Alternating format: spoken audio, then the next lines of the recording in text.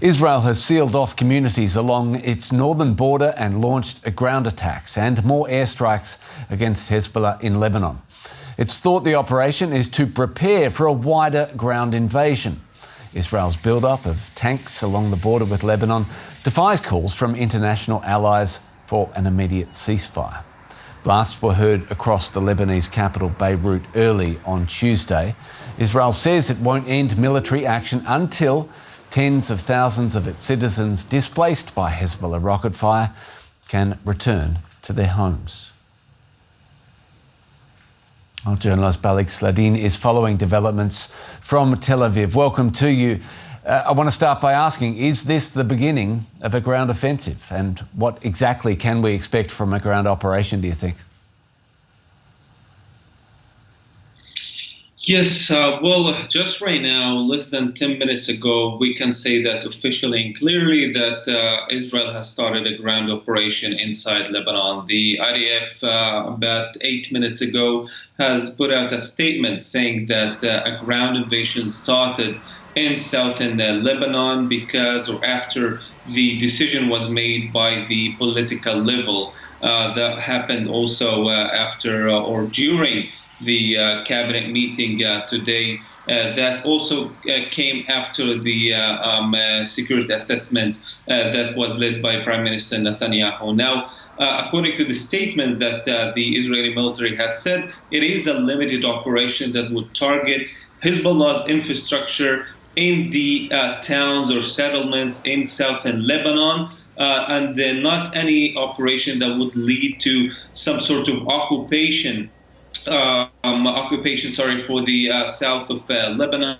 just like the one that we've seen during the 90s. We are talking about a different scenario, at least for now, targeting Hezbollah's infrastructure or any military infrastructure that could threaten the Israeli population in the north, because the Israeli goal, after all, is only to bring back or make it safe for the civilians to go back to their homes safely and not be threatened by Hezbollah's ground invasion, by the Radwan unit, or any such attack. So a limited ground operation is underway. The Israeli army says it's targeting Hezbollah in Lebanon. What sort of cooperation does it have, if any, from the Lebanese government? Well, of course, we can't talk about any direct cooperation between the Israeli government and the Lebanese government. What I would say, and from the Israeli point of view, that Israel would like or would love to work with the Lebanese government, especially right now in this quote-unquote historic maybe chance that Lebanon is, or Hezbollah is lacking leadership, or a very strong leadership, after the series of assassination, and notably, of course, the assassination of Hassan Nasrallah, that the Lebanese government could lead the way toward the implementation of Resolution 1701, and the Lebanese army would take Hezbollah's positions in the south of Lebanon. That's something that the Israeli government would love to do, but at least for now, and if we listen carefully, of course, to the speech by Hezbollah's deputy chief, Naim Qassem, yesterday, we can talk about only some sort of continuation to that same confrontation between the two sides, and nothing that could be closer to any diplomatic solution for now. Balig, stay with me. I want to pick up the Israeli Prime Minister Benjamin Netanyahu now, who has appealed to people in Iran to reject their government's support for militant groups. There is nowhere in the Middle East Israel cannot reach. There's nowhere we will not go to protect our people and protect our country. With every passing moment, the regime is bringing you, the noble Persian people, closer to the abyss.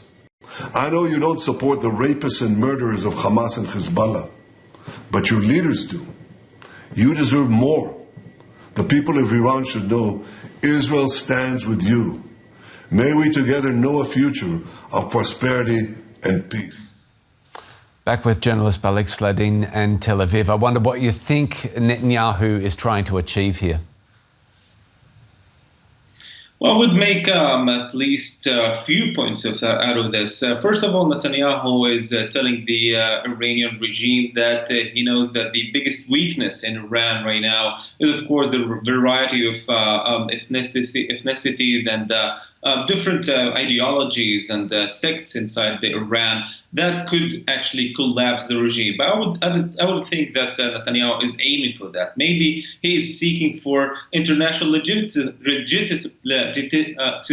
international support. After all, Netanyahu is saying that we're not the problem, Iran is the problem, actually. And third, and maybe this is the most important, to tell the Iranian regime, do not get involved in case of this continuation of the operation in Lebanon, because Israel can actually reach you and can actually get of course, hurt the Iranian regime if it gets involved in this confrontation between Israel and Hezbollah. So Netanyahu is putting out this statement today in English only in order to seek some sort of legitimacy again, and maybe also, of course, this deterrence to the Iranian regime. Balig Sladeen in Tel Aviv, thank you so much. Thank you. All right, for more, let's bring in Giorgio Cafiero of Georgetown University in Washington. A great moment to have you with us. Israel has clearly damaged Hezbollah at this point, but how does that help them strategically? Will it help them free hostages in Gaza and return Israelis to northern Israel, as are those stated aims? Thank you. Good to be on your program. To be sure, there's no doubt that the killing of Secretary General Hassan Nasrallah has constituted a huge blow to Hezbollah. This is extremely humiliating for the Lebanese organization, but Hezbollah never was about one single leader. I think it would be very naive for someone to conclude that because of the recent blows that Hezbollah has suffered and because the killing of its leader, the group is not going to be able to continue posing a huge threat to Israel. The group is extremely powerful. Certainly, it has taken huge hits in recent weeks. But again, it would be very naive to think that Hezbollah all of a sudden does not have the means to attack northern Israel. And I don't think that anything the Israelis are doing in southern Lebanon right now, nor their airstrikes, intense airstrikes against Beirut, are going to create the conditions in northern Israel that the government wants. I just don't see how that could work out. Giorgio, the Israeli Prime Minister Benjamin Netanyahu, we heard earlier, calling out the people of Iran directly. Iran hasn't responded to the escalation or to any of his words thus far. We've seen that playing out in the last couple of weeks. What's Tehran waiting for? What's Tehran thinking at the moment? Well, certainly the Supreme Leader actually did respond. I think maybe what you're getting at is that there hasn't been any Iranian military action. And I think we need to understand that within the context of Tehran exercising what we should call strategic patience. I think the Iranians do not want to take the Israeli bait. It's very clear that the Netanyahu government is trying to drag the United States into a conflict with Iran. The United States doesn't want that. Iran doesn't want that. So I think the Iranians are trying to be very cautious in terms of how they deal with the new dynamics that are in play in the region following the killing of Hezbollah's leader. I think there's no doubt that Iran will continue to support Hezbollah and other actors within the axis of resistance in terms of diplomatic support, arming these organizations, and other types of support as well. I think these groups are simply too important to Iran's overall foreign policy strategy. But at the same time, I have to assume that the leadership in Tehran is taking stock of everything that has unfolded in Lebanon and elsewhere in recent days, recent weeks, sort of assessing what made Hezbollah so vulnerable and probably considering what could be done to sort of revise some of Iran's strategies. But again, I'll just repeat the point. I think Iran is going to be careful not to take the bait from Israel. However, looking ahead, something that needs to be considered is that probably everything that has happened in these past few days, past few weeks, is going to push Iran down the path of accelerating its nuclear program.